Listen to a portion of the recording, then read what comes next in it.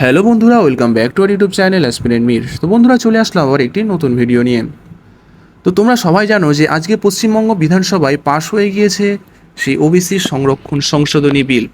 দীর্ঘ আইনি লড়াই এবং কলকাতা হাইকোর্টের রায়ের পর রাজ্য সরকারের ওবিসি সংক্রান্ত যে সংরক্ষণ পুরো কাঠামোই বদলে গিয়েছে। আজকে বিষয়টা কি হলো না হলো এবং কাদের উপরে এই ওবিসির প্রভাব পড়তে চলেছে এবং যারা চাকরি করছে তাদের উপরে কোনো রকম প্রভাব পড়বে কিনা, সমস্ত কিছু আজ এই বিস্তারিত আলোচনার করার চেষ্টা করব। তো ভিডিওটা না টেনে শেষ পর্যন্ত দেখো, আশা করছি তোমাদের সমস্ত বিষয় পরিষ্কার হয়ে যাবে। তো প্রথমত আসি যে বিলগুলো আজকে আমাদের বিধানসভায় পাশ হলো। প্রথম বিল ছিল the West Bengal commission for the backward classes amendment bill 2026 এবং the West Bengal backward classes reservation of vacancy service and post bill 2026। এই বিল দুটির মূলত লক্ষ্য ছিল যে ওবিসি সংরক্ষণ আইনের ভিতকে আরও শক্তিশালী করা। কলকাতা হাইকোর্ট 2011 সালের পর তৈরি হওয়া যে ওবিসি তালিকা সেটা বাতিল করেছিল, তোমরা জানো। এবং সেই বিষয়টা নিয়ে আমাদের যে সুপ্রিম কোর্টে সেটা কেসও হয়েছিল, যে আমাদের বিগত যে সরকার ছিল এবং সেটাকে আমাদের বর্তমান সরকার উইথড্র করে নিয়েছে এবং উইথড্র এখনও করিনি, উইথড্র করে নেবে। ফলে সেই জটিলতাটা কাটানোর জন্যই এই নিয়মটা চালু করা হচ্ছে। এবং নতুন নিয়ম অনুযায়ী 2011 সালের পর যে ওবিসি তালিকায় যুক্ত হওয়া 113টি জনজাতি বা সম্প্রদায় আপাতত ওবিসি তালিকা থেকে টোটালি বাদ চলে গিয়েছে।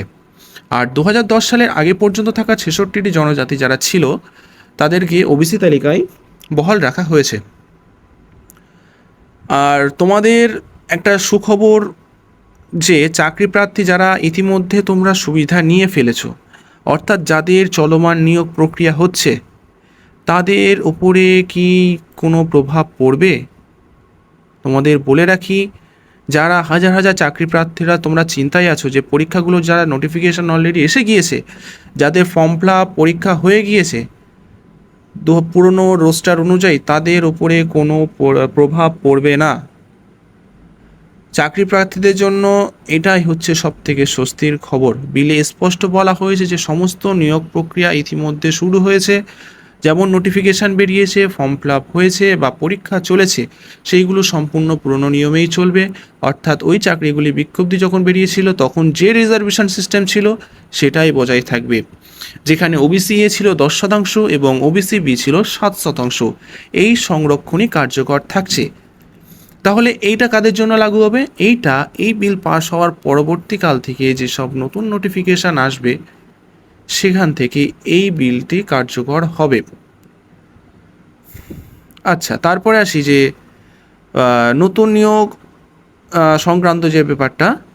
তাহলে যে অনেকের প্রশ্ন থাকে যে তাহলে ভবিষ্যতে নতুন নিয়োগগুলি কী হবে? তা নতুন নিয়োগগুলো ওই নতুন রোস্টার অনুযায়ী সম্পূর্ণ হবে, এটা নিয়ে আর কোনো কারোর সন্দেহ থাকার কথা না। এছাড়াও এই বিলের মাধ্যমে যে ওবিসি কমিশনকে নতুন করে ক্ষমতা দেওয়া হয়েছে এবং কমিশন এখন আইনি প্রক্রিয়ার মাধ্যমে নতুন করে ফিল্ড সার্ভে বা সমীক্ষা করতে পারবে। কোনো সম্প্রদায় যদি সত্যি ওবিসি তালিকার যোগ্য হয়, এখানে একটা পয়েন্ট বলে রাখি যে তোমরা যারা বাদ গিয়েছো, তোমরা তো যারা সবাই তো অযোগ্য না, যারা বাদ গিয়েছে তাদের মধ্যে যদি কেউ তাদের মধ্যে যদি কেউ যোগ্য প্রমাণিত হয়, তো সেই বিষয়টা কমিশন পর্যালোচনা করবে এবং তাদেরকে নতুন করে ওবিসির মধ্যে অন্তর্ভুক্ত করার সুপারিশ রাজ্য সরকারকে পাঠাবে। অর্থাৎ ওবিসি তালিকা তৈরি হওয়া পুরো প্রক্রিয়া এখন আইনগতভাবে সংরক্ষণ হয়ে গেল। তাই সংক্ষেপে বলতে গেলে পুরো নিয়োগটাই এখন সুরক্ষিত থাকছে আর ভবিষ্যতে নিয়োগের জন্য একটা নতুন আইনি রাস্তা তৈরি করেছে রাজ্য সরকার।